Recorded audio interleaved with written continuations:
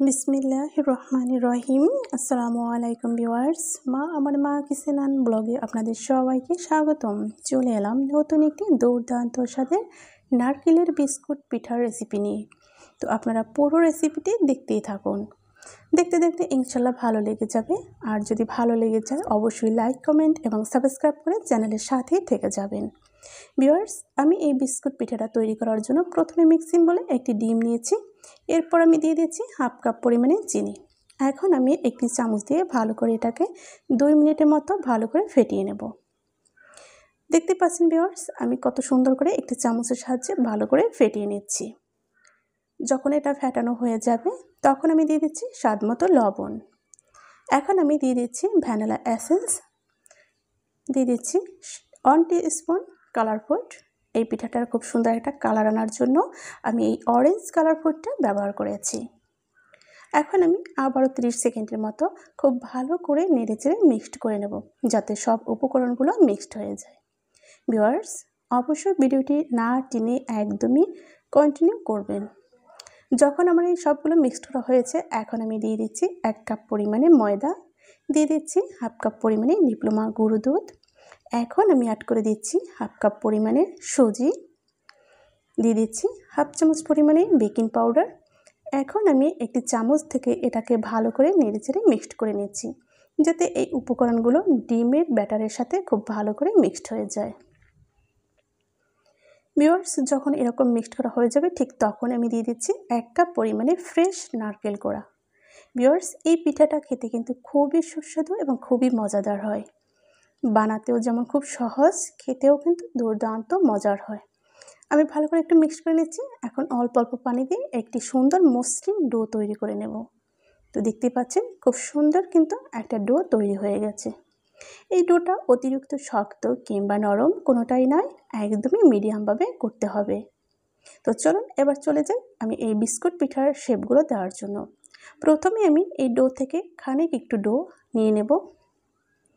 এখন আমি 2 হাতের মাঝে রেখে এই ছোট্ট ডোটাকে একটি বলের শেপ দিয়ে নিচ্ছি। দেখতে পাচ্ছেন কতটা মসৃণ হয়েছে। এখন আমি একটু লম্বালম্বি করে নেব।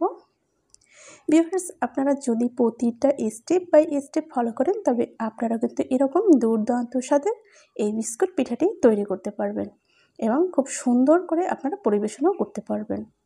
আমি একটি চায়ের চামচের সাহায্যে এটা ডিজাইন তুলে নিচ্ছি। আমি এখানে একটি পাতার ডিজাইন দিয়ে দিচ্ছি, দেখতেই পাচ্ছেন। এখন আমি হাত দিয়ে একটু চেপে চেপে কোনাটাকে একটু এক কোনা করে নিয়েছি এবং মাঝখান থেকে একটু দাগ টেনে নিয়েছি। তো তৈরি হয়ে গেল একটি কিন্তু পাতার শেপের বিস্কুট পিঠা। নারকেল দিয়ে কিন্তু এরকম দুর্দান্ত স্বাদের পিঠা তৈরি করা যায়। যদি আপনারা একটু চেষ্টা করেন তবে এটা কিন্তু আপনারা অনায়াসেই তৈরি করতে পারবেন। ভিউয়ার্স, তো ভিডিওটি অবশ্যই সবার মাঝে একটু বেশি বেশি শেয়ার করে দেবেন। তো আপনাদের সুবিধার্থে আমি আরও একটি তৈরি করে দেখাচ্ছি। প্রথমে একটি বল তৈরি করে নিয়েছি, এরপরে একটা সাইড একটু চেপে একটু কোনাকুনি করে নিচ্ছি, যাতে পিঠার শেপটা দিতে খুব সুন্দর সহজ হয়। এখন আমি 4 চামচের সাহায্যে একই প্রসেসে আবারও দাগ টেনে নিচ্ছি। দেখতেই পাচ্ছেন আমি চামচটার উল্টা সাইড দিয়ে কিন্তু এই দাগগুলো করে নিয়েছি। এখন হাতের আঙুল দিয়ে একটু চেপে চেপে খুব সুন্দর একটা পাতার ডিজাইন তুলে নিলাম। ভিউয়ার্স, এটা আপনারা কিন্তু দেখেই বুঝতে হবে। একটু চেষ্টা করলে কিন্তু আপনারা এরকম দুর্দান্ত স্বাদের এরকম নারকেলের একদমই বিস্কুট পিঠা তৈরি করতে পারবেন এবং পুরো মাস জুড়ে কিন্তু সংরক্ষণ করেও খেতে পারবেন। ভিউয়ার্স, আশা করি ভিডিওটি আপনাদের কাছে অবশ্যই ভালো লাগবে। আর যদি ভালো লাগে অবশ্যই কিন্তু একটি লাইক দেবেন, কারণ আপনার একটি লাইক আমার কাছে অনেক মূল্যবান। তো এগুলো এখন ভাজার জন্য আমি চলে যাচ্ছি চুলার কাছে। তো চুলায় একটি প্যান বসিয়ে পর্যাপ্ত পরিমাণে সয়াবিন তেল দিয়ে আমি উষ্ণ গরম করে নিয়েছি। আর একটি চামচের সাহায্যে এই পিঠাগুলোকে আমি তেলে দিয়ে দিচ্ছি। ভিউয়ার্স, এরকম করে আমি সব পিঠাগুলো দিয়ে দেব এবং 4 থেকে 5 মিনিটের মতো এই পিঠাটাকে আমি উল্টিয়ে পাল্টিয়ে ভেজে নেব। তো ভিউয়ার্স, দেখতে পাচ্ছেন কত সুন্দর দেখাচ্ছে, দেখে মনে হচ্ছে যেন একদম বাহারি নকশা।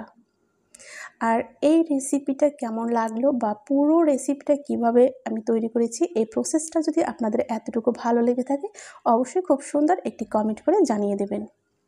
আশা করি ভিডিওটা আপনারা ফুল ওয়াচ করবেন। ভিউয়ার্স, আপনারা হয়তো বুঝতে পারেন না একটা ভিডিও তৈরি করতে কতটা কষ্ট হয়। তবে যারা কন্টেন্ট ক্রিয়েটর আছেন আশা করি তারা নিশ্চয় বুঝতে পারেন। তো যদি আপনারা টেনে টেনে ভিডিওগুলো দেখেন একদমই কিন্তু ওয়াচ টাইম আসে না, বরঞ্চ আমার ভিডিওটার খুব বেশি ক্ষতি হয়। আশা করি আমার কষ্টটুকু আপনারা বুঝতে পারবেন এবং ভিডিওটায় একটু ওয়াচ টাইম দেওয়ার চেষ্টা করবেন। ভিউয়ার্স, আমি এই বিস্কুটগুলো কিন্তু একদমই উল্টিয়ে পাল্টিয়ে নেড়ে ছেড়ে ভেজে নিচ্ছি। একইভাবে রেখে দেওয়া যাবে না, তাহলে কিন্তু হুট করে একটা কালার চলে আসবে, কিন্তু ভিতরটাও কিন্তু খুব সুন্দর করে হবে না এবং দেখতে হয়তো বা অতটাও ভালো লাগবে না। আর একটু ধৈর্য সহকারে যদি একটু এরকম ভেজে নেন উল্টে পাল্টে, তাহলে দেখতে পাবেন উপরটা যেমন দেখতে খুব সুন্দর হবে, খেতেও কিন্তু দুর্দান্ত হবে। তো আমি চামচ দিয়ে বিস্কুটের উপরে একটু তেল ছিটিয়ে দিয়েছি। ভিউয়ার্স, এরকম একটা সুন্দর কাঙ্ক্ষিত কালার যদি চলে আসে তবে আপনি বিস্কুটটা তুলে ফেলতে পারবেন। দেখতে পাচ্ছেন কতটা ফুলেছে, একদম ফেটে ফেটে গিয়েছে। ভিউয়ার্স, এইরকম সুন্দর দারুণ দারুণ ডিজাইনের বিস্কুট বা অন্য অনেক রেসিপি পেতে সবসময় চোখ রাখুন আমার মা কিচেন অ্যান্ড ব্লগে। ভিউয়ার্স, এই বিস্কুটগুলো আমার ভাজা হয়ে গিয়েছে। এখন আমি তেল থেকে তেল ঝরিয়ে একটি ছাঁকনির মাধ্যমে এগুলোকে তুলে নেব। দেখতে পাচ্ছেন আমি চামচ থেকে কিন্তু ছাঁকনিতে উঠিয়ে নিচ্ছি যাতে তেলটা ঝরে যায়। ভিউয়ার্স, দেখে বুঝতে পারছেন কত সুন্দর একটি কালার হয়েছে। এটা দেখতে যেমন চমৎকার, খেতেও কিন্তু দুর্দান্ত স্বাদে। আর নারকেল দেওয়ার কারণে কিন্তু স্পেশালি আরও বেশি টেস্টি হবে। আপনারা বাসায় একবার ট্রাই করেই দেখবেন কতটা সুন্দর এবং কতটা লোভনীয় হয়। তো ফাইনালি আপনাদেরকে আমি সার্ভ করে দেখিয়ে দিচ্ছি কতটা সুন্দর হয়েছে।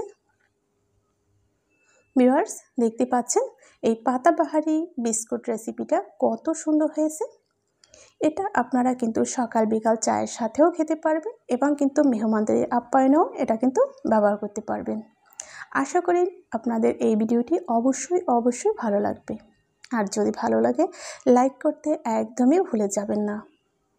অবশ্যই সুন্দর কমেন্টের মাধ্যমে আপনাদের মতামত প্রকাশ করবেন এবং বেশি বেশি করে শেয়ার করবেন। চ্যানেলটি সাবস্ক্রাইব করে চ্যানেলের সাথেই থেকে যাবেন। ভিউয়ার্স, আজ এই পর্যন্তই। দেখা হবে আগামীতে নতুন কোনো রেসিপির সাথে। সে পর্যন্ত সবাই ভালো থাকবেন, সুস্থ থাকবেন। আল্লাহ হাফেজ। আসসালামু আলাইকুম ওয়া রাহমাতুল্লাহি ওয়া বারাকাতুহু। এরকম দুর্দান্ত রেসিপি পেতে সব সময়ের জন্যই আমার সাথেই থাকুন, আমার চ্যানেলের সাথেই থাকুন। সবাই ভালো থাকুন।